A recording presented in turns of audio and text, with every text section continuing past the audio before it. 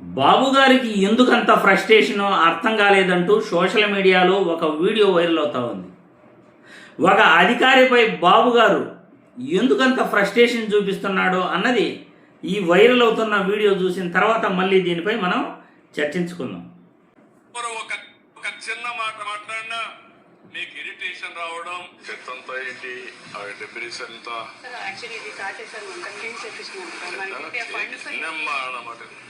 నువ్వన్నీ చెప్పొద్దు. Mental imbalance కావడం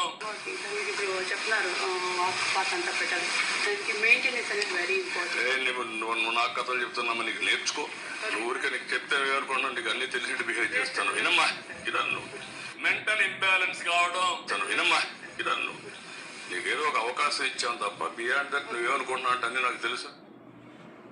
అధికారులు కానీ, ఎమ్మెల్యేలు కానీ, ప్రజాప్రతినిధులు కానీ, పబ్లిక్ కానీ ఒకవేళ మీకు టెన్షన్ ఎక్కువగా ఉంటే ఒక 20 నిమిషాలు మెడిటేషన్ చేయండి. కొంపలు ఏమి కూలిపోవు. వినమ్మా, ఇను ఏ అమ్మాయి నాకు పక్కన మీకు కొత్తగా నేర్చుకుందని డ్రామాలో ఇను నీకు పక్కకు రామ్మా. నువ్వు అన్న రూల్స్ పెడతారు, ఆయన ఫాలో అవ్వరు, కానీ మనం ఫాలో అవ్వాలి.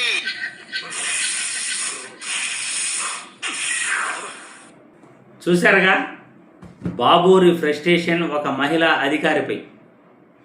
చెత్త గురించి ఆయన ఏంటి ఈ చెత్త అనటం, ఆమె నిజాన్ని ఎక్స్ప్లెయిన్ చేసే ప్రయత్నం చేస్తుంటే ఆపేమని చెప్పటం, ఆమె పదే పదే అదే విషయాన్ని ఎక్స్ప్లెయిన్ చేయాలని చూస్తుంటే బాబు గారు ఆమెపై ఎలా చిరాకు పడుతున్నాడో, ఆయన ఫ్రస్ట్రేషన్ అంతా ఆయన ఎలా చూపిస్తున్నాడో, మీకు ఒకసారి అధికారం ఇచ్చాను కానీ మీరు నేర్చుకోవట్లేదు అనేటట్లు ఆ మహిళా అధికారిపై ఆయన ఫ్రస్ట్రేషన్ అంతా చూపిస్తున్నాడు.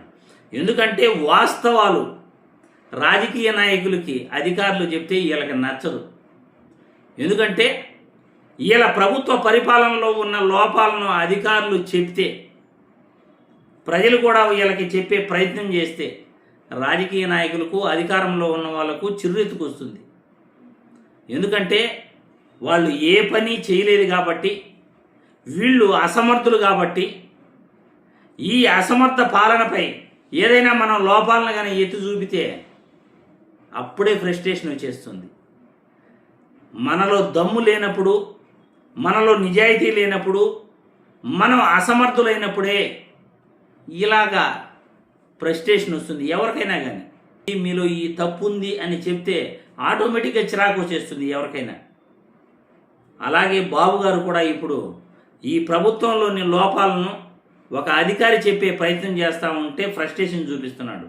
ఏ సభలకు వెళ్ళినా అక్కడ ఎవరైనా మహిళలు కావచ్చు, లేకపోతే ప్రజలు కావచ్చు, అయ్యా ఇది ఈ విధంగా తప్పు జరుగుతూ ఉంది అని కానీ మధ్యలో ఎవరైనా లేస్తే వెంటనే వాళ్ళపైన ఆవేశపడిపోతున్నాడు. వాళ్ళు ఏం చెప్తున్నారో కూడా ఆయన వినే ప్రయత్నం చేయట్లే. ఎందుకంటే ప్రజల్లోకి వెళ్ళేది ప్రజా సమస్యలు వినడానికి. మరి ప్రజా సమస్యలు వినడానికి ప్రజల్లోకి వెళ్ళి వాళ్ళు చెప్పేది వినకుండా ఎంతసేపు మనం సెలవు డబ్బా కొట్టుకుంటూ, మన గొప్పలు మనం చెప్పుకుంటూ మనం ఎందుకు ప్రజల్లోకి వెళ్ళేది? ఇది బాబు గారి ప్రభుత్వంలో ఈరోజు ప్రజలపై ఆయన ఏ విధంగా ఫ్రస్ట్రేషన్ చూపిస్తున్నాడో, పరిపాలనలో అన్ని లోటుపాట్లు ఉన్నాయి కాబట్టి బాబు గారు అంతగా విరుచుకుపడుతున్నాడు, అంతగా కోపగించుకుంటున్నాడు ఆయనలోని తప్పులను చెప్తూ ఉంటే. మరి మహిళా అధికారిపై ఈ విధంగా ఫ్రస్ట్రేషన్ చూపించడం సమంజసమా? మీరే కామెంట్ల రూపంలో మీ అభిప్రాయాలను తెలియజేయండి.